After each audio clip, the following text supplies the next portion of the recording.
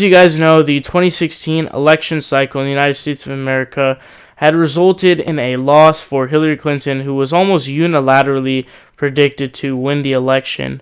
Although the polls weren't actually that wrong, is what people analyzed from the polls. The polls actually were not all that wrong. Most of them said that they were nationally tied, and it was razor-thin loss margin. But a lot of blue wall states that fell.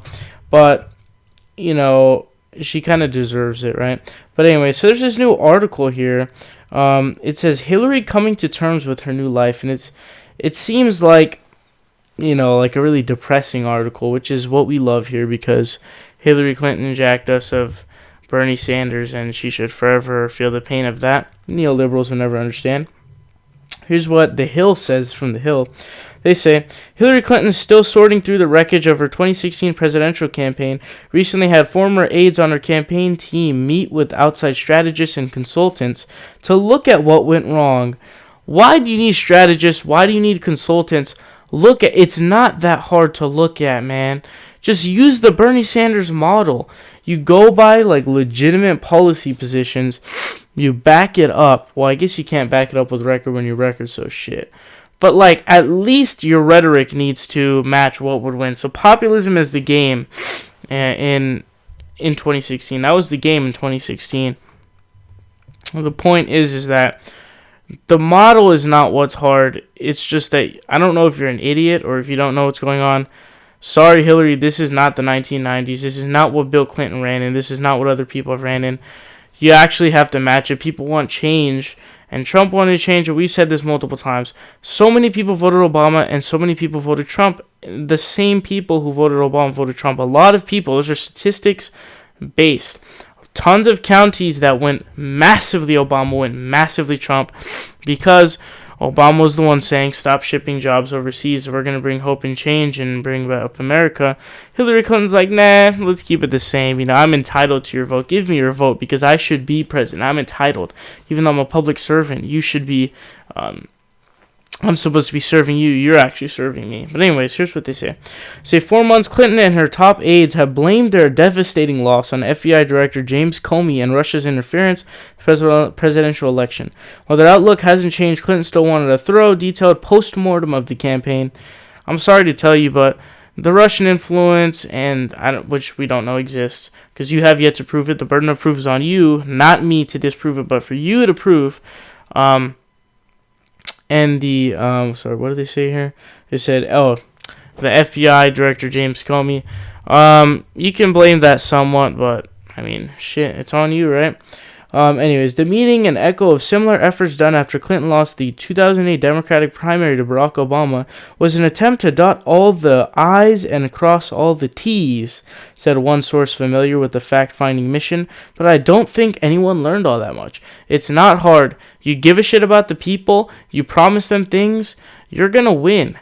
But when you don't have any policy positions, when you have dumb platitudes, and everybody knows you have so much baggage, you're so old, how many scandals do you fucking have?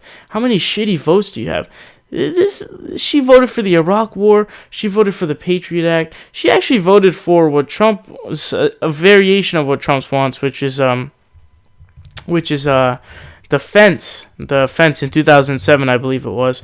She also is pro Keystone XL pipeline. I'm sure she's pro DAPL.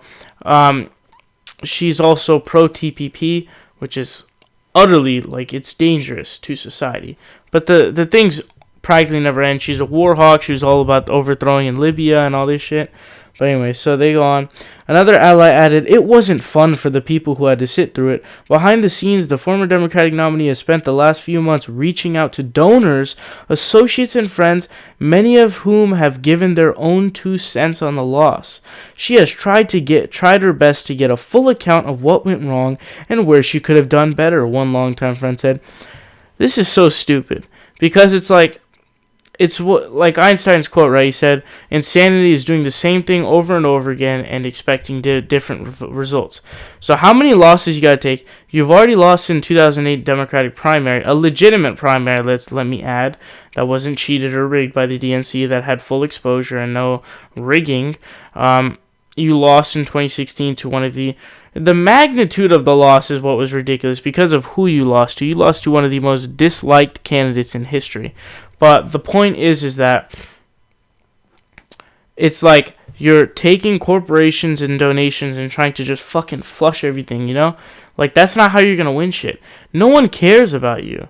Except for neoliberals, of course. But neoliberals are idiots, though. That's the problem. So, you are the problem, and you're never going to win president, ever. Like, you're never going to win president. I'm sorry.